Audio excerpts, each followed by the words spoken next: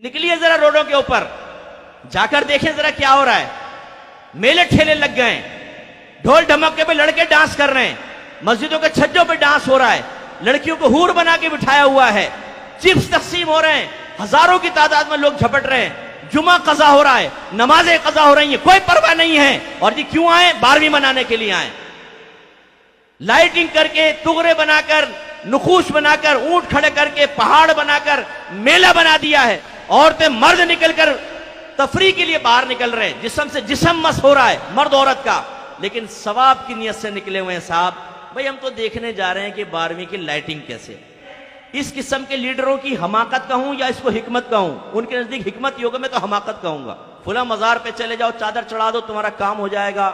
ایک گھر میں نماز نہیں پڑھی جا رہی, قرآن پاک ترجمہ تفسیر سے نہیں ہو رہا, اس کتاب میں اس گھر میں حدیث کی کوئی کتاب نہیں ہے, سیرت کی کوئی کتاب نہیں پڑھی جاتی, لیکن 11ویں ہو رہی ہے, 12ویں اہتمام سے ہو رہی ہے. 9 اور 10 محرم کی نیاز بڑے اہتمام سے ہے, کنڈوں کی نیاز کبھی نہیں چھوڑی ہے, ماہانہ ختم قادری بھی ہو رہا ہے, آیت کریمہ کا ختم بھی ہو رہا ہے, ابا مرے ہیں تو تیجا 40واں بھی کیا گیا ہے.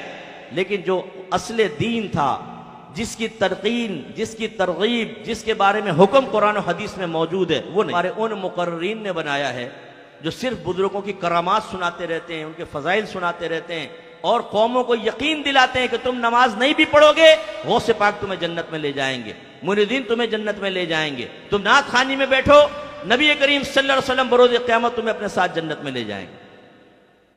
لیکن ہمارے علماء بعض اوقات اور ہمارے پیر عظام, اللہ تعالیٰ رحمت نازل فرمائے ان پیروں کے اوپر, انہوں نے بھی بڑا بیڑا غرق کیا. اپنے آستانے کی تعداد بڑھانے کے لیے صحیح جو اصلاح کرنی چاہیے وہ چھوڑ دیں.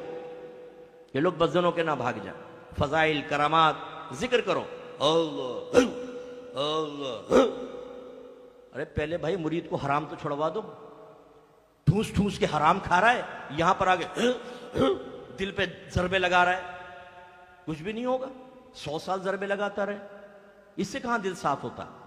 موت کو وہ یاد نہیں کر رہا, استغفار وہ نہیں کرتا, قرآن پاک کی تلاوت وہ نہیں کرتا, اچھوں کی صحبت میں وہ نہیں بیٹھتا, ہر قسم کے گناہ وہ کر رہا ہے. آپ دل پہ ضربے لگا رہے ہیں اور کہہ رہے ہیں پاک ہو جائے گا دل, اور پھر یہ مثل آئینہ ہو جائے گا, تمہیں عرش نظر آئے گا اس میں. اب وہ کان میں پوچھے, حضور آپ کو کتنی مرتبہ نظر آیا, کیسا تھا عرش؟ حضرت نے خود نہیں کبھی دیکھا.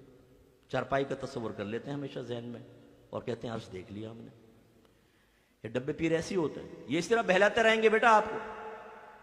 آپ آوارہ گردیاں کریں, ہر طرح کا غلط کام کریں, پھر آ کے 1 لاکھ کا چیک دے پیر صاحب کو اور کہیں کہ حضور کچھ باطنی حالت خراب ہے, پتہ نہیں میرے آخرت میں کیا ہوگا. چیک لے کے جیب میں رکھیں گے, بیٹا تو فکر کیوں کرتا, فقیر ہے نا, یعنی کرو آوارہ گردی, کوئی مسئلہ نہیں ہے, کرو, لگے رہو, ہے نا ہم.